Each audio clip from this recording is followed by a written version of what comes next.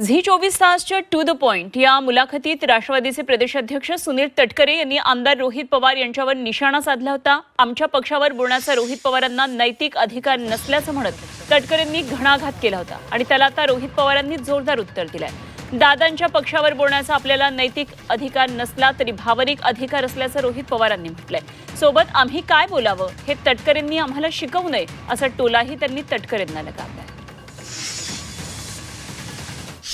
त्या तुम्हाला आठवतं एक आरोप करण्यात आला होता रोहित पवारांकडनं की त्यांच्या पक्षामध्ये अजितदादा एकटे पडलेत। आता त्या अजून आरोपांना एक प्रकारे अजून बळच मिळतं असं तुम्हाला वाटत नाही? कसं आहे, त्यांच्यासारख्याने आमच्या पक्षाबद्दल काय बोलावं, त्यांना काय अधिकार आहे?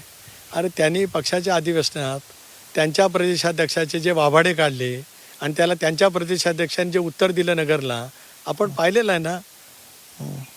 प्रदेशाध्यक्ष म्हणून जयंत पाटलांच्या कार्यक्षमतेबद्दल जी आपण ज्यांचं नाव घेतलं ते काय बोलले पवार साहेबांच्या उपस्थितीमध्ये, त्याच्यावरती जयंतराव काय बोलले अख्ख्या महाराष्ट्राने पाहिलंय।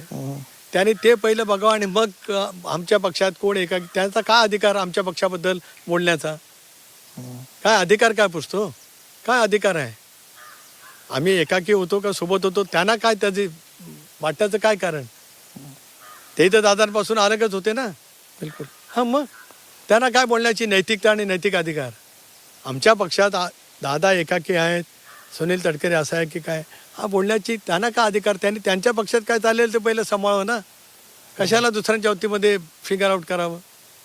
बोलावं ना। त्या नाही, त्यांच्या कुटुंबाचे सदस्य आहेत त्यामुळे त्या याच्याने बोला। कुटुंबाचा सदस्य भाग वेगळा, राजकीय परिवार हा बघा। कमलेशजी तुम्ही ज्येष्ठ आहात, आपल्याला नम्रतेची विनंती करतो, आमच्या पक्षात डोकवण्याचा इतरांना का अधिकार? परिवार परिवार आहे ना, हा काय राजकीय परिवार नाही ना। हा राजकीय परिवार राष्ट्रवादीचा दादाने उभा केलेला परिवार आहे, आम्ही सर्वांनी मिळून का अधिकार पोचतो? नैतिक अधिकार पक्षावर बोलण्याचा नसेल, पण तटकरे साहेबांना एवढंच मला सांगायचं, भावनिक अधिकार मला आहे।